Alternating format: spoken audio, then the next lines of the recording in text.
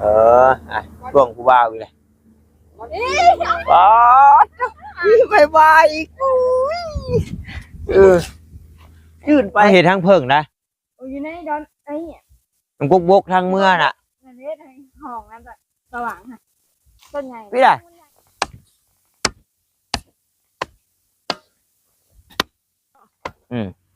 ยอดน้อยยอดเอ็มเน่นี่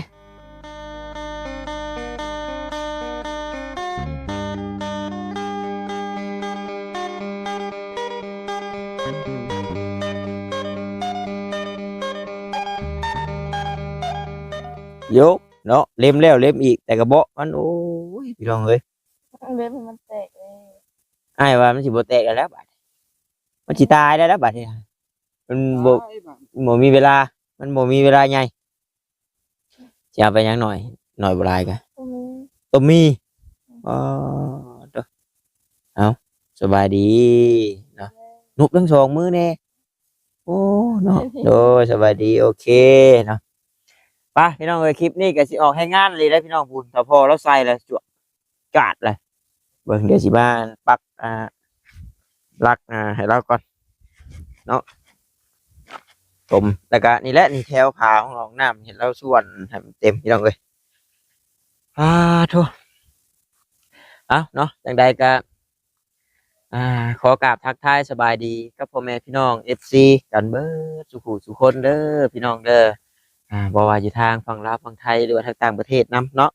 ก็ยินดีต้อนรับเข้าสู่ช่องของบ่าวตาบ้านเฮาคือเก่าพี่น้องเอ้ยบนทางโฟเพิ่นได้ลงล้อแล้วเอาคนละ10ล้อไหวบ่น้อยไหวบ่10ล้อไหวก็ไหวแล้วช่องตัวเลยเนี่ย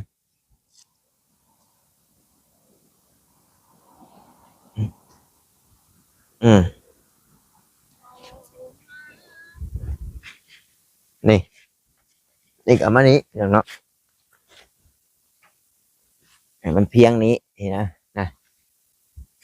เดี๋ยวพอเด้อเอาตัวนี้เป็นแบบเด้อนี่สอกเอาตัวนี้เป็นแบบนี่แถวนี่มันหนอกมันนูนนี่เอาเลาะมาไปสิอันนั้นก็นูนกันได้ดอก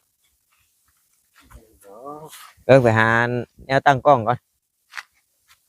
ขาตั้งกล้องเขาก็น้องก็ใช้ไปแล้วมือบ่เห็นบ่อย่างเนาะตั้งกล้องนี่ละไกลๆเนี่ยจักหน่อยจังเห็นเลาะไปเดี๋ยวมันก็นี่อีกมันแหละแต่ปัญหาแต่ว่าไม่บ่ท่าสิฮอดหรือบ่แหละพี่น้องเนาะจักหน่อยเสียงแต่คือว่านี่พอแห้งแล้วเนาะตัวที่ชุกหรือตัวที่นี่ยุ่งเอาไอ้สุกแบบใดไอ้ขนไอ้สุกคนกับตัวต้องเป็นผู้ชุกแหละตัวเป็นผู้ชุกแหละตัวคน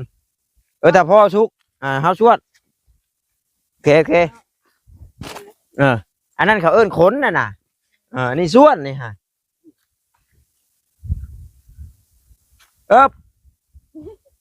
ปาเลยพ่อแล้วเขียวบ่ขึ้นเทิงก็ได้แบบไปแล้วเฮาอยู่วีเอาเฮาไปคูนอยู่ลุ่มมันพี่ยันว่ามันแพ้แห้งดอกหนึ่งโอ้ใครเนี่ยดินอ่อนเนาะแพงก็พอนี่ตอนดับหน้านี่เลยดับอ่อนอยู่แข็ง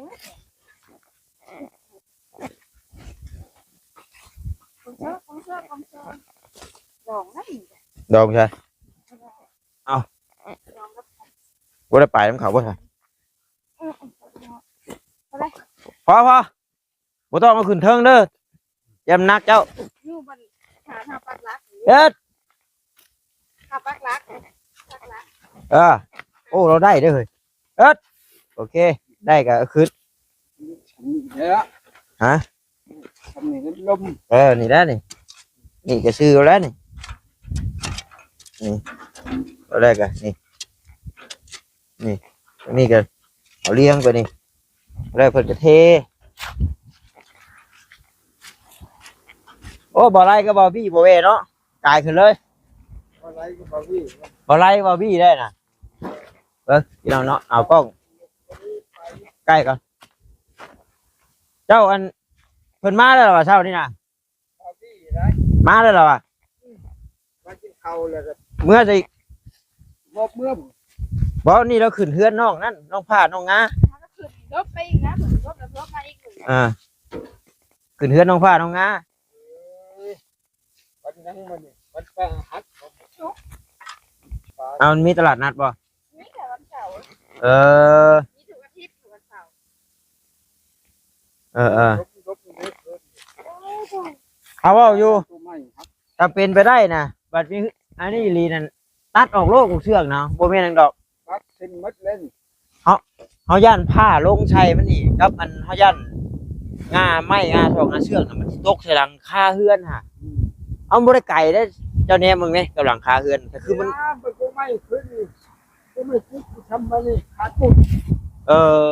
บ นท้องช้าทั้งตาวิทย์เหมือนมาโตสองลำ อยู่หน้าในเห็นไหม ทำประตูนี่ขาดครึ่ง ขาดเลยอยู่หน้าในฮะ ขาดครึ่งเลย โอ้ มาได้ทั้งผมไปติดทางเอาลงอยู่ พอบ่เจ้านั้นนะ ลงขนาดนี้ นี่พวมเฮาว่าเอาจังซี่ซะเฮาว่าพวมยังบ่ได้มุงหลังคามันนี่ตัดโลดหน่อยๆเนาะปลูกเชือกให้ได้ฮอดได้นั่นน่ะนะช่วงผู้บ่าวอีกเลยป๊อดบายบายอีกยืนไปตรงนี้อันพอแต่ได้คนไทยหน้าอยู่บ่แล้วเนี่ยอายันมีเด็กเขาไปบายใช่ไหมวะ เอากับแบบนี้ฮะกับเจ้าพบมวลพอชื่น พอมีความสุขดีเฮ้ยเฮ็ดจ้ะความสุขไผมัน เจ้าเจ้าหัวแหม คือพุทธชาติเดียว เอาเฮ็ดเนาะพอเนาะ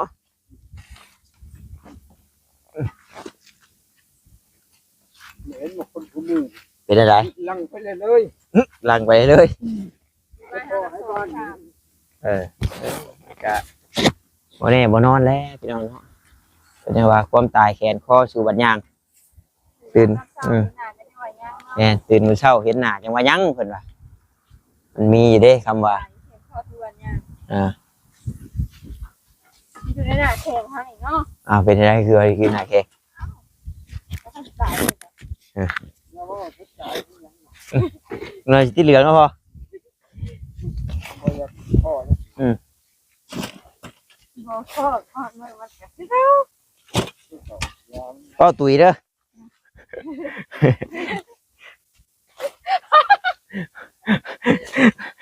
ไม่ยังหน่อยเนาะว่าเรื่อยหลายเพิ่นให้นะAI ให้นะเนาะแท้จริงพูดได้หน่อยแต่เว้นนะพวกนี้เนาะตัวมันต่ำมาพูดเดี๋ยวมืดฝนเชื่อ มันผลเลยที่มองอะไร สีกระยาแต่เก่ากับชำนี้นั่นกำลังถ่ายคลิปนะเพราะว่าชำนี้กำลังแดดอ่อนเดี๋ยวอ้าวน่ะแต่เว้นปุ๊ มันก็ซื้อ โอ้ขี่บงกะปิเฮ้ยหลายแท้พอตกไปอีกมานี่เฮ้ยแลนแต่กระเจิงนี่ดอกโตไผ่โตมันนั่นแหละพอย่านมาบงกะปิย่านบ่เจ้าบงกะปิ โอเค บงกะปิได้ บังคือค่ะ เฮ้ยหมอมุนบ่เฮ้ยมุนจังวะแม่นดีเลยหมอมุนได้หมู่อ้ายได้เอ้าคนบ้านนั้นกุฎหินนะเอ้าบ้านกุฎหินกับเมื่อพูดแล้วเนาะจื้อหมวกกันน็อกกับรถนะบ่มั่นใจแห้งพี่น้องเอ้ยหมู่เฮียนำกันน้อย เขาเห็นมัน ๆแม่นข้าวเฮียนำกันฮะ คิดจะเข้า เฮียนกินข้าวเจ้านะ ฉันแม่ฉันทำมาฉันหลังซื้อแล้วไปพา โอ้ถ้าแม่นี่เฮียนเก่งกันบ่บัดเจ้านี่เขียนจดหมายหาผู้ชายก็บ่ได้ บ่ได้ เอาแล แม่ฮักก็ไม่เป็นเลย แน่ ไม่มีใครเป็นได้4 คนนี่แหละ อ้าว ไอ้ฮักก็ไม่เป็นฮักก็ไม่เป็น เอาเจ้าบ่ได้เข้าเฮียนมั้ยฮะ โอเชียหัน บอกกันฮู้แล้วเราตัวสิเพจตอนเข้าก็บ่ได้ชมผู้บ่าวได้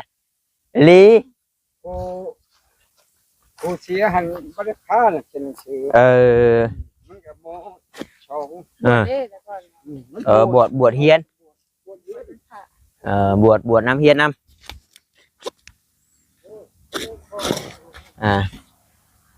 กองไว้น้ำนั่นแหละพอแล้วเขาก็สัญชาเอา นี่เอาฉัน จอดอยู่นี่แล้วจอดอยู่นี่แล้วหาที่ชวนบ่นี่บ่น้อยชวนชาบ่นี่มาแปะพุ่งบ่นี่ฮะ ไปตัวนี้ผู้เป็น ร่อนแล่นอยู่ มันผู้หญิงน้อยผู้หญิงเด็ก โอ้ผู้หญิงมันเฮ็ดบัดกินยังกินลายสิเว้าเนาะพ่อแม่นสิเว้าผู้หญิงกินน้อย โอ้ไหนมากินมาไทยผู้หญิงประเทศประเทศไทย บ่ นั่นเลย บ่ได้ว่า เป็นคน เด้อเออ ลึก 9 โมงแล้วตื่นแต่ละมื้อน่ะเพื่อ11 โมงแม่นบ่อยู่เชื่อโลด เอาเฮ็ดนอนเล่นก็นอนเล่น ตั้งแต่เฮ็ด YouTube มานี่โอ้ยแทบสิบ่ได้นอนเว้นแล้วเนาะ เขาก็ไม่ได้นอนเลย ไปนอนเจ้าก็มันบ่มีเวลาเด้บ่มีเวลานอน เขาก็ยังว่าผู้ได้ฮันสบาย สบายเลย เอ้าได้ลูกผัวได้ลูกทำไมได้ผัวกับ ลูกป่วยนอนเว้นนะบ่ มีนากับหลายกับปัญญา เฮ็ดอะไร ผู้พายนาและขายนา ขายเลย ขายแล้ว โอ้ในเมื่อเฮาอันเห็นพ่อแม่ลำบากเขาอดบ่ได้ติน้อย เม่นเลย เอากระบะเพิ่นดิ ผู้ยาลำบากเลยเรียกลำบากสุด ขายเลยบ่ได้สน เอาเงินมาใส่ โอ้ ใส่ โอ้คักไอเดียแล้วพี่น้องเนาะ ยกเป็นผ้า ได้แต่ขึ้นได้แต่ครอบไป ไอ้ได้ขึ้นชื่อดิ จะเทียนได้เลย เมื่อยแล้วพ่อ ผู้เห็นเขาผู้ได้ลึกมีโกมีโป้กับผู้นั้นให้มีหลาย เจนี่เอาลึกเลยเอิดโอเคแต่เจ้าถอกเลี้ยงมาพี่โรดบัดแล้วเฮาจังเกียร์พอมันบ่เจือนเมื่อยบ่ถ้าเมื่อยเฮาสิสุกเปลี่ยนโอเคใช่ถ้าเมื่อยเจ้าชวนเฮาสิสุกเฮ็ดตอนบดนี่แหละพี่น้องเนาะจะมันแดดบ่ตาก็บ่ชวน พอคุดนี่ แน่ก่อนถ้ามันบดสินะเฮ็ดหยังก็พอเฮ็ดนี่ก็ ไปเมา ออกไปหาดหน้าซอยถ้าพ่อแล้วมื้อเช้านี่เพิ่นยอดแล่นหลายทางพี่น้องเนาะยามเฮ็ดนาเฮ็ดนาแหละ ที่ไปสั่งเรา จังน้อยก็ช่างแจ้งเพิ่นก็มาขึ้นสังกะสีให้พี่น้องเอ้ยนั่นก็โอ้ยอุกมุกอุกใจอยู่บัดหลังคาตัวแล้วช่วยอ้ายเด้ ได้ อ้ายก็ยังบ่หลายยังอีกประมาณ5 ลาดเอ้าเฮ็ดได้จ้ะตัวแฮงหลายกว่าอ้ายเด้อ้ายได้อีก5 ลาดนี่พออยู่ ได้ว่าทางไหนก่อน อยู่อ้ายอยากได้5 ล้านเจ้าต้องได้10,000นี่เพื่อสิแล้ววาสนาไผมันเฮาหน่อยเนาะชื่อเลขก็บ่ถูกเชื่อ ยังถึกเห็นบ่นะกูเอ้ยมูละอันถึกเลขขาซื้อเขาซื้อ มื้อหน้าก่อนสิเอาจกไปขุดโพนขี้โตดมาแล้วบอกบ่ถูกขุดทิพย์ กูเนาะเห็ดอะไรเนี่ยแต่ว่ามือมันนะต้องอะไร เดี๋ยวก็พออันส่วนก็พอส่วนอยู่อ่อนพี่น้องเนาะ ทางผู้บุตรพาดกับบ่ได้แล้วผมหลุดแล้ว อันใด กระโดด คนขี้โตดนะพระบ่ พาตัวนี้พา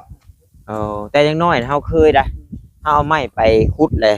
ท้องใหญ่อ้ายท้องใหญ่ท้องอืด เขาตื่น อะลี แม่เชื่ออยู่ อ่า เชื่อ โอ้ว่ะ อ่า แล้วก็ อ่า ให้เด็กใช่ไหมโจ้นะโจ้นี่ทั้งโจ้ไม่แล้วเขาก็ไปบาด เอาเคยแล้วพอเอาไปขุดโพนขี้กระโตดเล็กน้อยนะเอาเสียบท้องเจ็บท้อง เจ็บท้องนะ ท้องป่องว่าไงนึงน้ำบือจะดูดเอาลี คนผู้บ่เป็นกันว่าแล้วกับแบบผีขา เอาออกอะไรผีขาอะไรปากตลอดออกแต่ทั้งออกแต่ต้นกระโตเป็นทุกคนนะมัน ดาเลย แต่กี่ตูดนี่ได้พังเอาเพียงเนาะ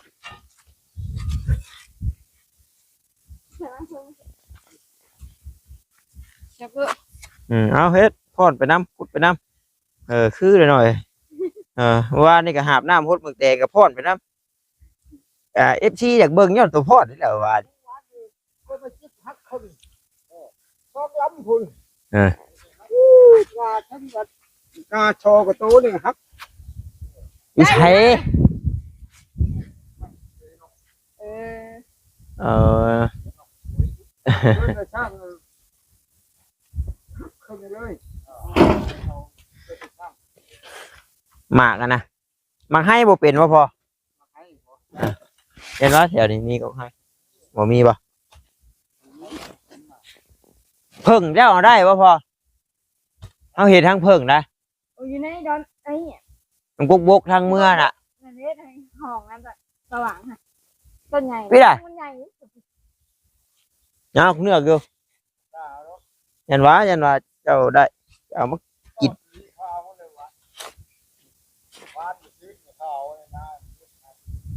นายจะรถเขาเอาช่วยเขาเสียจนว่า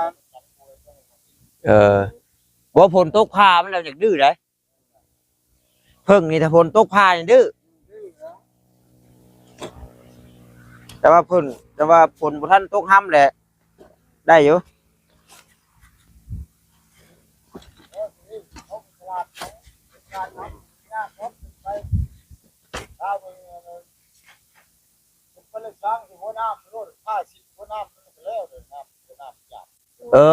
ห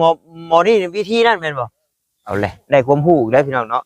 โอ้จำเพิ่งดื้อเลยเป็นเท่าเห็ดหัวหน้ามันเลยเอ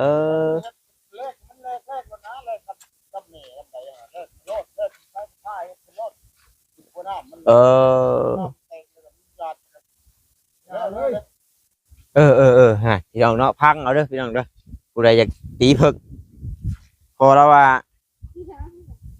หัวหน้ามันห่วงหัวหน้ามันพี่น้องเนาะเออโอ้เห็นทางไงได้โชดอยู่ก่อนนี่ ดูเขาเจอเอาที่แล้วหังมันนำล้างมือนำหน้าน ำอันนั้นว่าตาตูบตาเราจะตูบ เฮาน่ะตอดบ่เจ็บเฮาน่ะแต่ว่ามันไข่เพิ่งนี่บ่เจ็บแต่ว่าไข่แต่ต่อนี่คุยบ่เอาต่อนี่ เขาไปช่องแม่จะเหลืองมาเลย เหลืองมาเลย ตาย เคยต่อบ่จัก ตอดเลยอายครับเห็นไหมมีงอกแล้วเห็นไหม ตอดมีงอกได้อายก็ตอดขมับนี่น่ะจักว่าแม่นหรือจักก็งอกอีหลีเอาลิ ช่องแม่จะเหลืองจะเด็ดเกือบ โอเคพอได้แล้วนักจุดเหลืองไปดินะบอลใดมันก็โวกก็เวกสิเจ้ามีเวลานะเจ้าคอยขุดผมไปแล้ว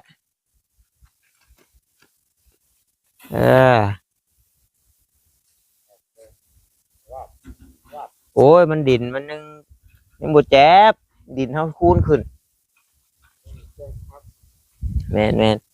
ยังบ่แจ๊บยังบ่ได้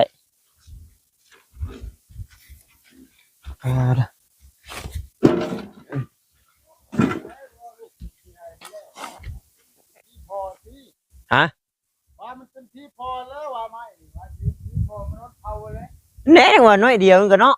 นอนเผาผู้เดียวมันจะนอนใกล้เมย์แต่มุ่นเลยดีกว่า เขาก็อยากให้เพิ่นมาเอาขึ้นอยู่ แล้วตัวเองเลยม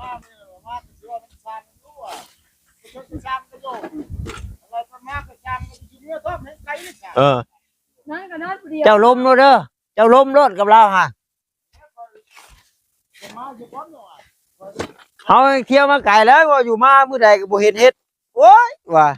แค่ว่าจะนอนเที่ยงบ่ บ่โตว่า ใกล้ๆต้อง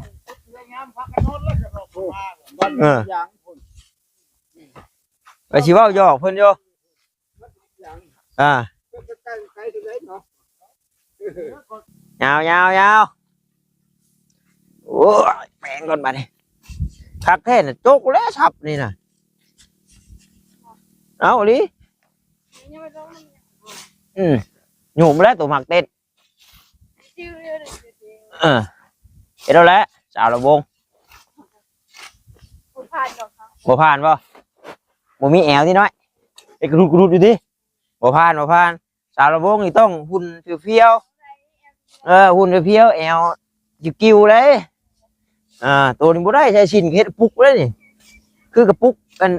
กระเดะ คือปุกบ่แดกตั้งไว้แล้วเว้าใช้เพิ่นเนาะพี่น้องก็กระบาปแล้วงามอยู่งามแบบไผแบบมันนั่นแหละคนเฮาสิให้คือกันเบิดก็บ่แม่นแล้วเว้ย เราก็เป็นตัวของเราเอง เออ ดีที่สุดเลย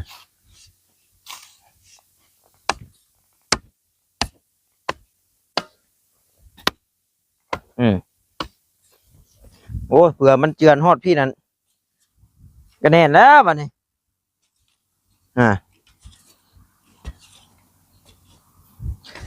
เลยแน่นเพิ่มเดี๋ยวคอยแปลงไปพี่น้องเนาะยอดน้อยยอดเห็นแน่นนี่เขาจะเอาไปส่งเสาคือได้ค่ะ โมเมนต์ของตัวแล้วตัวได้แต่ก่อนนี่ดูเมื่อยฮู้กระเชิญสีแดดโอ้ทำแดดนี่โบเฮ็ดได้ทำแดดโอ้ยเอ้าได้โมแดดกับเฮาออกนี่คืออะไรบ่มัก ฮะ คืออะไร ฮู้เขาเอิ้นคนฮู้อันเหือกวกมันออกง่าย บ่มัก บ่มากบ่ หลายคน พระเจ้าว่าขับน้ำข้าวเปล่าเลย กินน้ำลายๆอยู่ว่าค่ะ หลาย เลือกลายต้องกินน้ำลายได้พี่น้องเนาะยันเสียน้ำเพิ่นนะพี่น้องเนาะอย่างใดก็คือจะได้ขอตัวจบคลิปก่อนพี่น้องเนาะคลิปนี้กับพาพอน้องน้อยเพิ่นเสริมลานนั่นนี่แหละวันนี้ของน้ำเพิ่นเนาะนี่ให้มันเป็นสี่เหลี่ยมแล้วก็นี่ได้ต่อไปเขาจะได้มาตั้งเฮือนของน้ำจะนี่แล้วก็แถวน้ำนี่แหละตะลุกตะลิกให้เราคอยแปะคอยเสริมใช่โอเคน้อยสบายดีเนาะโดยสบายดีเด้อพอเด้อโดยปะโอเคพี่น้องอยู่ดีมีแห้งเบิดสุขูสุคนขอกล่าวคำว่าสบายดีพี่น้องบ๊ายบาย